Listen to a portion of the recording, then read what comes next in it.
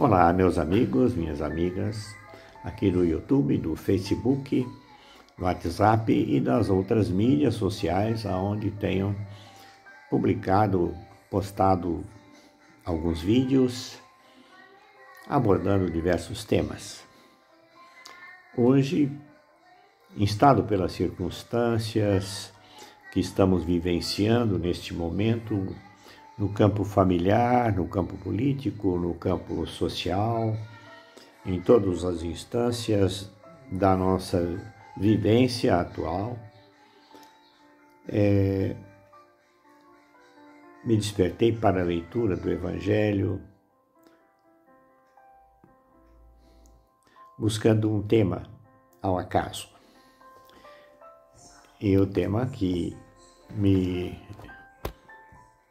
surgiu aqui na abertura do Evangelho é sobre a cólera. Do Evangelho segundo o Espiritismo, né? Um espírito protetor, Bordeaux, 1863. Lá se vão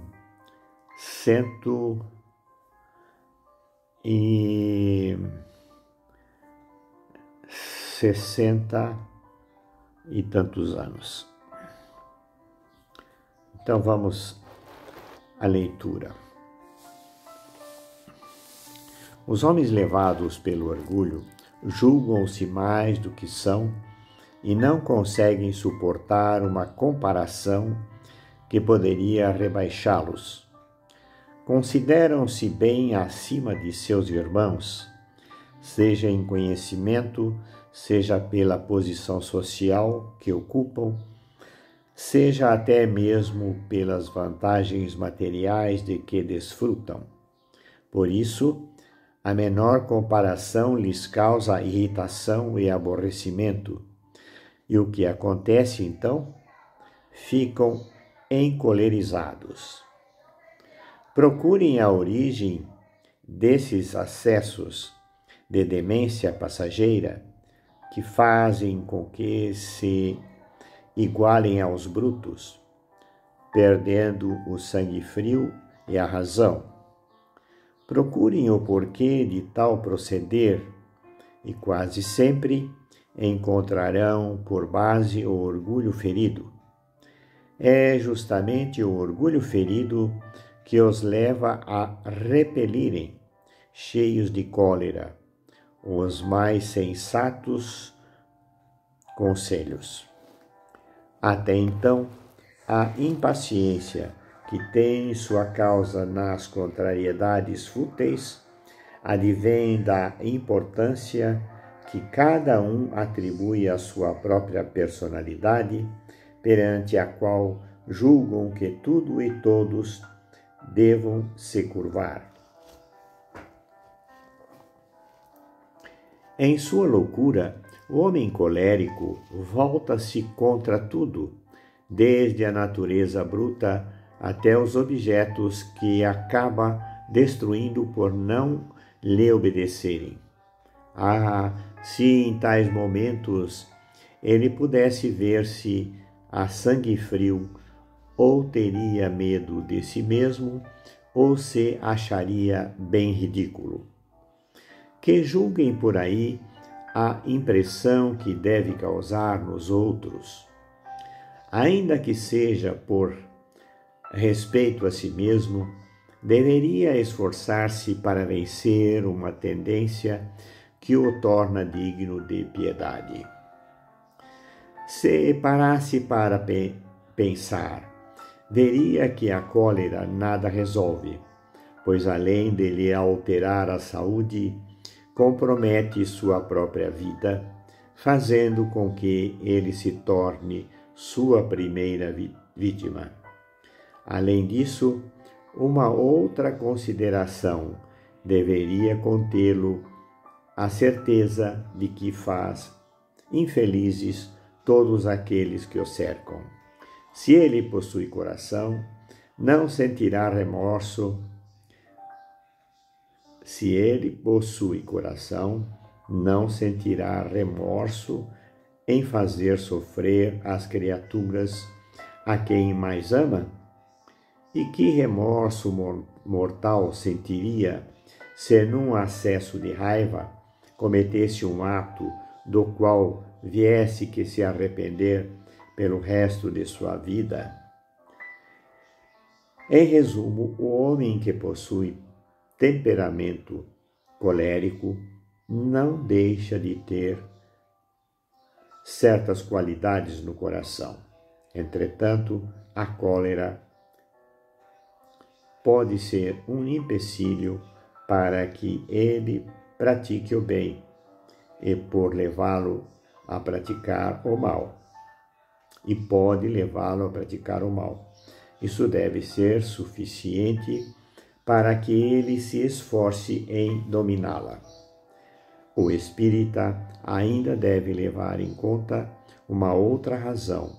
A cólera é contrária à caridade e à humildade cristã. Como vimos, meus amigos, minhas amigas, a destemperança, né? A cólera, a raiva, ela não constrói nada, ela não contribui em nada.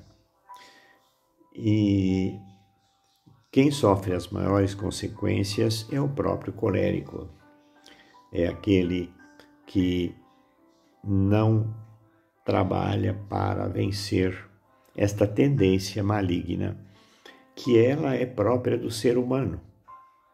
Tá? Nós vemos na história humana os conflitos familiares estão registrados há milênios. Vemos os países em conflito por falta de entendimento, por falta de perdão entre as famílias. E esta situação, ela se multiplica.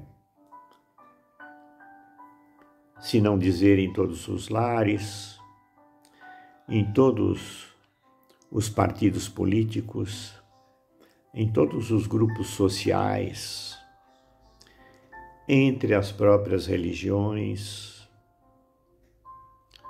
uma querendo ser mais assertiva do que a outra, uns criticando e condenando os seus irmãos.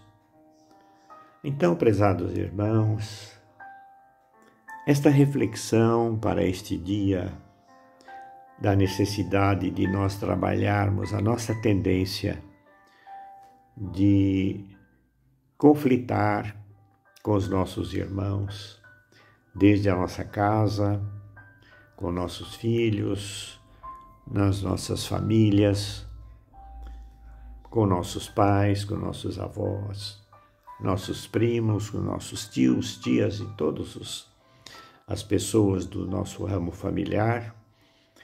Sempre há uma dificuldade, é com frequência que ocorre a dificuldade no relacionamento. No campo familiar, geralmente é o julgamento, né? De um querer que o outro seja como aquele que acha que deve impor a sua razão, a sua opinião sobre os demais. E isso não constrói. O Evangelho de Jesus é claro. Nós precisamos lembrar que deveremos nos comportar com o nosso próximo da mesma maneira que gostaríamos que fôssemos tratados. Então, esta lição e todos os demais 28 capítulos do Evangelho, né, nos dão o suporte para vencermos a nós mesmos e deixarmos o próximo para que ele possa se espelhar em nós pelas nossas boas ações, pelas nossas boas palavras, pelo nosso incentivo a cada um dos nossos entes queridos e em todos os campos da sociedade. Aqueles que abraçam a carreira política têm ainda uma responsabilidade ainda maior